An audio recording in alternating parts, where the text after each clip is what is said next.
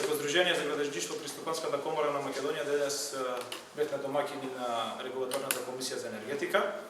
Како Здружение имаме цел подобрување на условите за работа на компаниите во државата, подобрување на бизнис атмосферата, но имаме и една општествена обврска, а тоа е да обезбедиме прав продукт на населението. Така да општествената одговорност и обврска наша е теретот кој го носиме и затоа мораме да во сите пори на општеството навлеземе, ги подобриме состојбите, се со цел нашите компании да издадат подобар продукт. Во таа насока беше денес и состанокот со Регулаторната комисија за енергетика, тема беше законот за градба и импликациите на грејањето во истиот, примери, начини и сето она што е битно за крајниот корисник да се чувствува задоволен, а државата да го спостави ред при изготвување на одобренијата за градба. Значи имавме конструктивен состанок, се договоривме заеднички да настапиме при креирање на условите што се однесуваат за допување во новиот закон за градба и се надевам дека ќе имаме успех заеднички и ќе обезбедиме подобри услови за граѓањето.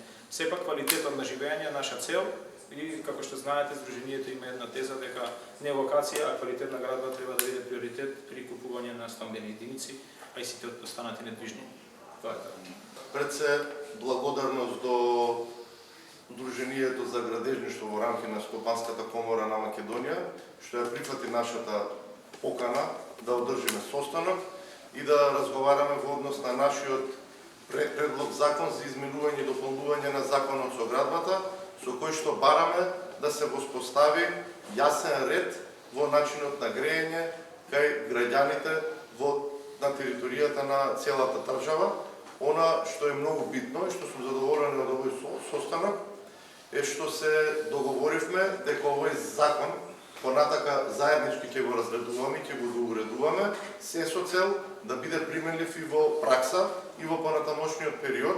Регулаторната комисија за енергетика ќе организира заеднички состаноци на кои што ќе присуствуваат представници од комората и со ЗЕЛС, и исто така и со Министерството за транспорт и врски.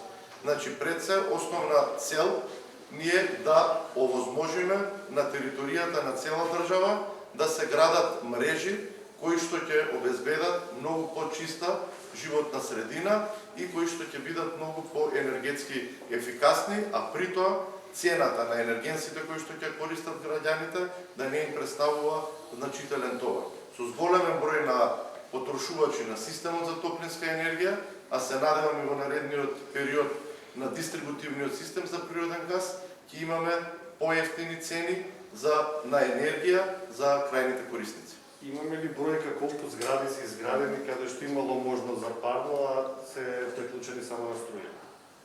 Според анализите кои што ги добиваме ние од страна на ПЕК, кој што е најзасегнат во овој дел, бидејќи се излезени на терен и прават приклучоци, околу 15 до 20 згради не прифаќаат да се приклучат на организираниот систем за топлинска енергија.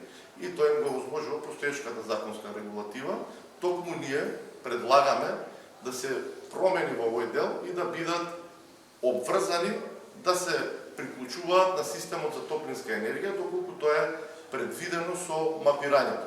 На тој начин ќе овозможиме и сите градежни компании да функционираат на иста основа и да имаат исти правила на игра, затоа што некој ако не се приклучи на системот за топлинска енергија, тогаш има и цената која што ќе плаќаат самите граѓани е друга.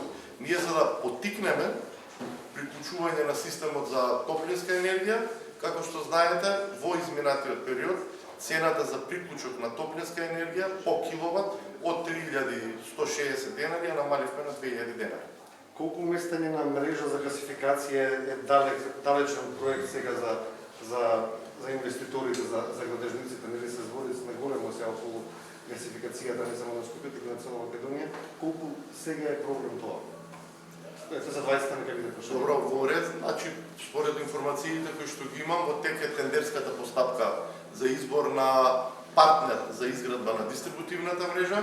Јас верувам дека до крајот на оваа година ќе се заврши таа постапка, но за подобри информации ќе можете да побарате во рамките на Министерството за економија и во владата, но верувам дека од почетокот на следната година ќе биде избран новиот партнер во изградбата на дистрибутивната мрежа за природен газ на територијата на целата држава и конечно ќе започне еден сериозен процес на гасификација на територијата на целата држава, особено имајќи во предвид дека и најавите минатата недела од страна на високи представници на американската држава дека Република Северна Македонија ќе биде и регионален центар за дистрибуција на природен газ.